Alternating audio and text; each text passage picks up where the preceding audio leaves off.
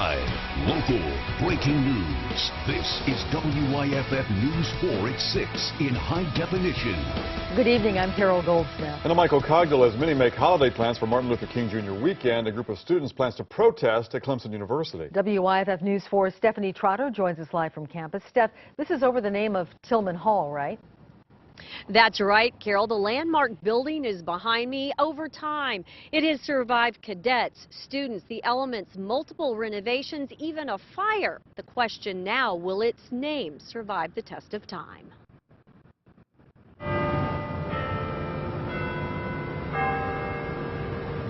The bells ring out from Tillman Hall is loud and clear as its namesake's passed.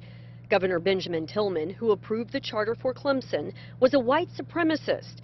Some students now want his name off the iconic building, one of the original structures on campus. I understand the thought process of wanting to change the name for sure. I can see how it's offensive to a big population on our campus. One group has petitioned administrators, while a counter group plans to protest to save Tillman tomorrow. After Thomas Green, Clemson died, he's kind of the one who took this into his hands to get the university founded.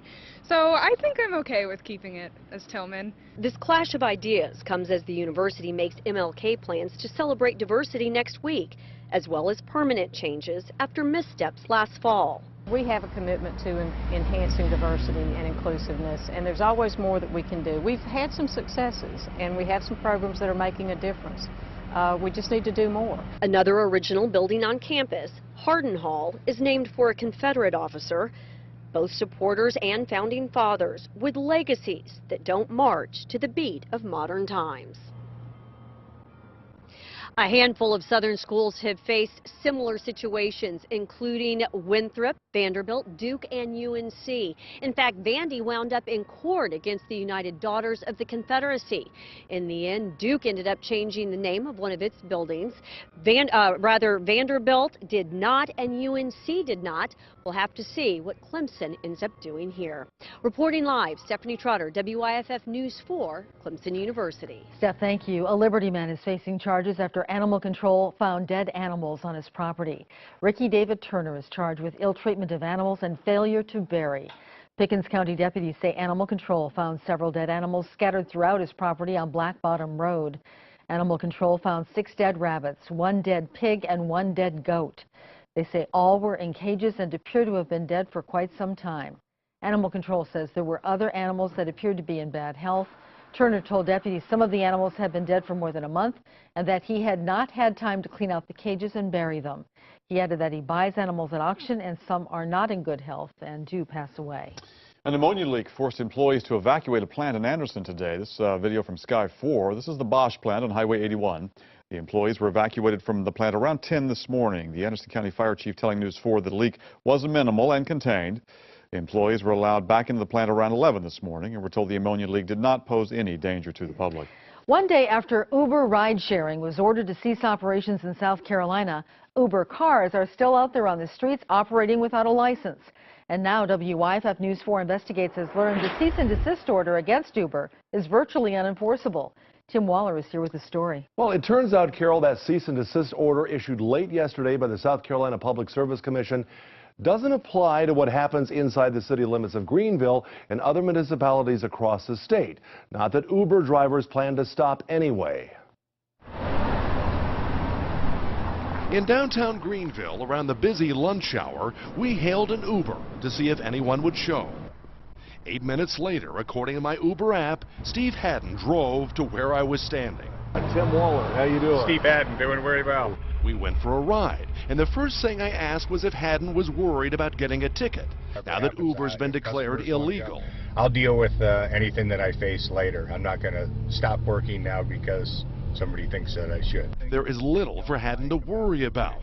WYFF News 4 Investigates has learned the cease and desist order, now in effect, will be difficult, if not impossible, for the state to enforce. The head of the State Office of Regulatory Staff told me we have 3 full-time agents on the road, 3 for the entire state of South Carolina. He went on to say we don't have the money for things like sting operations.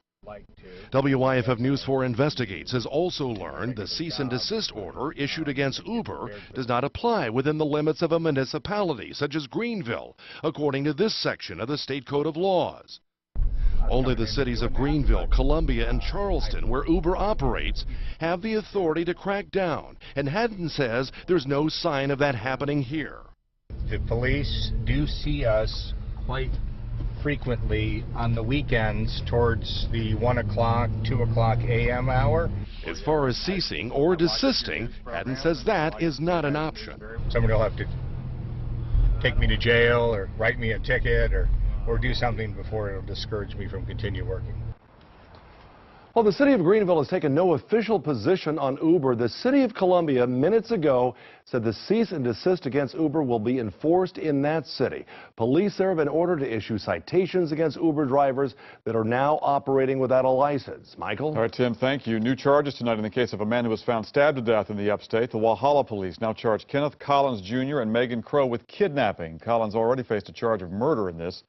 Officers say Collins stabbed 27-year-old Jeremy Little at a home on North Laurel Street. They tell us it happened Tuesday morning. Little died here at the scene. The coroner says Little was stabbed twice in the back with a knife. Megan Crow and Andy Cobb are also charged with accessory after the fact in the case. And tonight we've learned the name of the woman who was found dead on a dirt road in Spartanburg County. The coroners identified the woman as 75-year-old Betty Kimball. Her body was found on Joy Drive Wednesday afternoon, just about 30 yards from her vehicle. The coroner says no foul play is suspected. 2 Caterpillar plants are shutting down in our area. The company announced plans to close a plant in Franklin, North Carolina, and also a plant in Toccoa, Georgia. 275 jobs will be impacted. The plants produce seals used in Caterpillar machines. Caterpillar says the operations will be moved to the company's Illinois facility. The consolidation is expected to be finished within the next 2 years. Now to the case of a man accused of running a puppy mill in Anderson County. More than 150 animals were seized from Donald Black's home in Star back in 2013. Black was charged with ill treatment of animals, but the charges were dropped in December based on a technicality. This morning, a judge heard arguments from both prosecutors and defense attorneys on whether to reinstate those charges. The judge said she will issue a ruling next week. You won't be able to use EBT services for several hours this weekend. The Department of Social Services is converting its EBT services from J.P. Morgan Chase to Xerox. And because of that, SNAP benefits won't be available between 11 o'clock Saturday night through 10 o'clock Sunday morning. About 400,000 South Carolina households will be affected. If you experience trouble outside of this time frame, you can call the number on the back of your EBT card to report an issue. One of them, and I nominate John too, by the way. Runners are getting ready for one of the largest 5K races in South Carolina, picking up their bib numbers right now at the Academy Sports on Woodruff Road in Greenville. That's a live picture for you.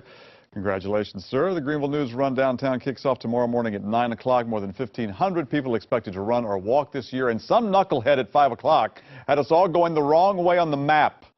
WYFF News 4 is a sponsor of the race. I would be that knucklehead. We're going to go down Main Street, not up Main Street. Can't you see me running the wrong way? Everybody goes one way. I could actually see that. I'm the idiot going up Main Street. Hey, Coggle, turn around. Turn around, you're going the wrong direction. This is John. You coming with us tomorrow? No, I can't be there. I got something else running. It's very busy, very busy. And it's, what, about 3 miles of 5K. Yeah. So, I mean, I can go from here to the refrigerator and back to the couch in record time, but I don't think I can do 3 miles. But yeah. You know, we need a drum roll, because here's your forecast. Here's my forecast. You watching? You ready? Not my weather. No. I know you like warm and humid weather, but still, for most runners, not included Michael, this is perfect weather. Sunshine, cold temperatures, but the key, no wind chills, very little wind to speak of, so that's perfect weather overall. Now back to you, Carol. Thank you, John. This weekend, people are celebrating the life of Dr. Martin Luther King Jr. In Greenville, the MLK Dream Weekend is underway. And tonight, the Reverend Jesse Jackson is the keynote speaker for the MLK Diversity Banquet.